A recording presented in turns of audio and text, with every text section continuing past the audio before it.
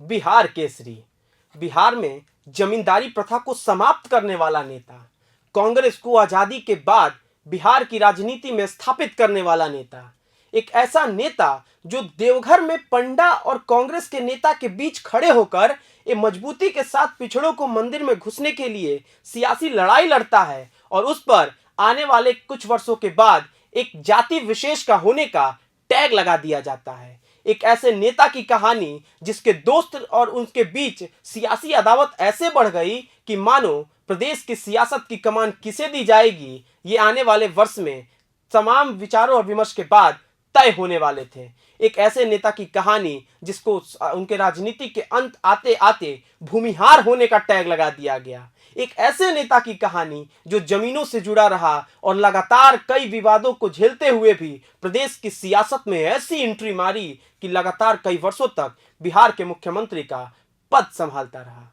नमस्कार, मेरा नाम आयुष राज द्विवेदी है और आप देखना शुरू कर चुके हैं प्रभात खबर का डिजिटल प्लेटफॉर्म। और आज के इस विशेष सेगमेंट में हम बात करने जा रहे हैं बिहार के पहले मुख्यमंत्री और बिहार केसरी के नाम से मशहूर श्री कृष्ण सिंह के बारे में। बिहार की राजनीति में श्री कृष्ण सिंह का नाम सबने सुना होगा। उनके बारे में अनेक चर्चाएं भी होती रहती हैं और उनके बाद में कई लोग कई तरह की बातें भी करते हैं। लेकिन आज के इस सियासी कहानी में हम आपको आजादी के पहले की उस सियासी लड़ाई की कहानी भी बताएंगे जिसमें दो नेताओं के बीच ऐसी अदावत छिड़ी कि आजादी के बाद भी मुख्यमंत्री बनने की दौड़ में वही दो नेता रहे।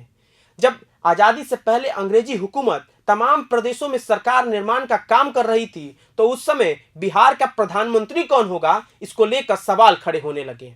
कांग्रेस का एक गुट अनुग्रह नारायण सिंह के पक्ष में था तो एक गुट श्री कृष्ण बाबू के पक्ष में। श्री कृष्ण बाबू लगातार अनुग्रह नारायण सिंह पर भारी पड़ रहे थे और नतीजा ये रहा कि बिहार के पहले प्रधानमंत्री के तौर पर श्री कृष्ण सिंह बनाए गए।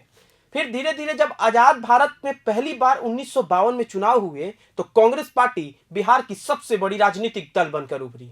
तब फिर मुद्दा आया कि प्रदेश की सियासी कमान किसके हाथ में सौंपी जाए। क्या श्री कृष्ण बाबू के हाथ में बिहार को मुख्यमंत्री की कुर्सी मिलने वाली है या फिर अनुग्रह नारायण सिंह इस बार बाजी मार जाएंगे।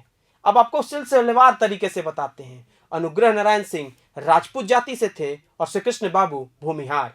दो लॉबी काम कर रही थी लेकिन उस लॉबी के बीच में कुछ नेताओं ने महत्वपूर्ण भूमिका निभाई और श्री कृष्ण बाबू नेहरू के करीबी होने के कारण और अपनी राजनीतिक पैठ को बिहार की सियासत में मजबूत करने के कारण बिहार की पहले मुख्यमंत्री के तौर पर शपथ लेते हैं। लेकिन कांग्रेस अनुग्रह नारायण सिंह को नाराज करना नहीं चाहती थी। नतीजा ये रहा कि अनुग्रह बाबू को बिहार का पहला उप मुख्यमंत्री बनाया गया और वित्त मंत्रालय का पदभार भी दिया गया और उनके कई करीबी लोगों को मंत्रिमंडल में भी शामिल किया गया। लगातार इस दौरान विवाद भी छिड़ता रहा लेकिन दोनों के बीच की मित्रता कभी राजनीतिक द्वंद्व का कारण नहीं बनी। राजनीति में विचारों का आदान प्रदान तो होते रहता है लेकिन सियासी अदावत में कुर्सी की लड़ाई कहानियों में कई बार छिपी रह जाती है। साल 1953 आता है, वो राजनीतिक समय जब बिहार में एक बड़ा भूचाल आने वाला था। विनोबा भावे गांधी के विचारों को लेकर देश भर में भूदान आंदोलन कर रहे थे। भूमि वाले तमाम लोगों से यह आग्रह कर रहे थे कि वो भूमिहीन लोगों को जमीन दान करें ताकि पिछड़ों को भी मुख्य धारा से जोड़ा जा सके। लेकिन जब बिहार में विनोबा भावे कदम रखते हैं तो उन्हें एक सूचना मिलती है। उस समय के बिहार के संथाल परगना में स्थित बाबा वैद्यनाथ धाम की नगरी देवघर के मंदिर में अनुसूचित जाति के लोगों का प्रवेश वर्जित था। उस समय विनोबा भावे मंदिर पहुंचते हैं, सैकड़ों की भीड़ रहती है लेकिन उनके सामने पंडा की एक बड़ी भीड़ भी सामने खड़ी रहती है। वहां के ब्राह्मणों का यह कहना था कि मंदिर में प्रवेश वर्जित है तो हम एंट्री नहीं दे सकते हैं। विनोबा भावे अड़ गए और आंदोलन करने लगे। नतीजा ये रहा कि कुछ झड़पें भी हुई। झड़प की खबर दिल्ली के सियासी गलियारे तक पहुंची। खबर जब दिल्ली के सियासी गलियारे में पहुंची तो उसकी धधक पाटलिपुत्र के सियासी कुर्सी पर भी पहुंचने ही वाली थी। श्री कृष्ण बाबू को इसकी सूचना मिली तो वो तुरंत देवघर पहुंच गए। लेकिन देवघर में पंडा और श्री कृष्ण सिंह के बीच लगातार वाद विवाद होता रहा। नतीजा ये रहा कि पंडा समाज ने तमाम बड़े नेताओं से संपर्क कर यहां तक कि श्री कृष्ण बाबू के गांव तक में संपर्क किया और उन्हें समझाने का प्रयास किया।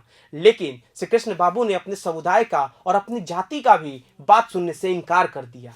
श्री कृष्ण बाबू एक तरफ पुलिस खड़ी थी, दूसरी तरफ पंडा, और बीच में कोई खड़ा था तो उस समय का बिहार के तत्कालीन मुख्यमंत्री श्री कृष्ण बाबू। पुलिसिया छावनी में तब्दील होकर श्री कृष्ण सिंह विनोबा भावे के साथ करीब 700 से अधिक लोगों के साथ मंदिर में प्रवेश करते हैं और पूजा अर्चना करते हैं, जिसके बाद श्री कृष्ण सिंह को बिहार केसरी और बिहार में अनुसूचित जातियों के नेता के तौर पर एक बड़ा चेहरा भी माना जाने लगा। श्री कृष्ण बाबू वैसे तो जाति से भूमिहार थे, लेकिन उन पर कई बार भूमिहार होने का टैग भी लगा और उनको उस जाति विशेष को आगे बढ़ाने का कई बार आरोप भी लगाए गए। लेकिन ये आरोप कितने सच्चे थे और कितने निराधार, ये श्री कृष्ण बाबू ने अपने सियासी सफर में कई बार साबित किया। अनुग्रह नारायण सिंह लगातार श्री कृष्ण सिंह को राजनीतिक टक्कर दे रहे थे। उनके सामने एक और नेता के तौर पर उभरने वाले केबी सहाय, हरिहर सिंह और तमाम ऐसे नेता थे। ये वो राजनीतिक तस्वीर थी जो बिहार में आने वाले वर्षों में नया बदलाव लाने वाली थी। साल 1957 में चुनाव दोबारा होता है और फिर कांग्रेस पार्टी चुनाव जीत कर आती है और इस बार फिर श्री कृष्ण सिंह को मुख्यमंत्री बनने की बड़ी जिम्मेदारी सौंपी जाती है। अनुग्रह बाबू चुनाव के कुछ वक्त बाद ही अपने देहांत हो जाता है। अनुग्रह नारायण सिंह के राजनीति और देहांत के बाद बिहार के सियासी गलियारे में अब नए चेहरों की एंट्री होने वाली थी।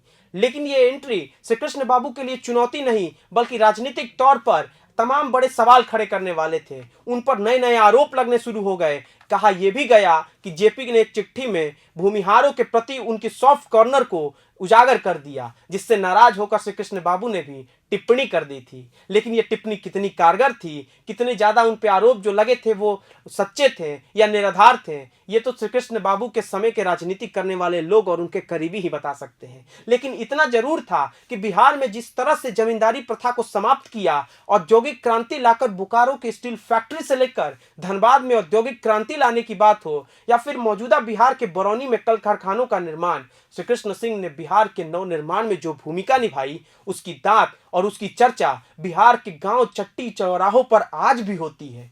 ये वो कहानी थी जिसमें श्री कृष्ण बाबू पर जातीय भेदभाव का आरोप भी लगता रहा, लेकिन वो चुपचाप सुनते हुए अपनी राजनीतिक दायित्व को निभाते चले गए। ये कहानी बिहार केसरी श्री कृष्ण सिंह की थी, जिनके सियासी सफर का अंत साल 1961 में हो जाता है। श्री कृष्ण बाबू के देहांत के बाद बिहार के सियासी गलियारों में एक नया बदलाव आने वाला था।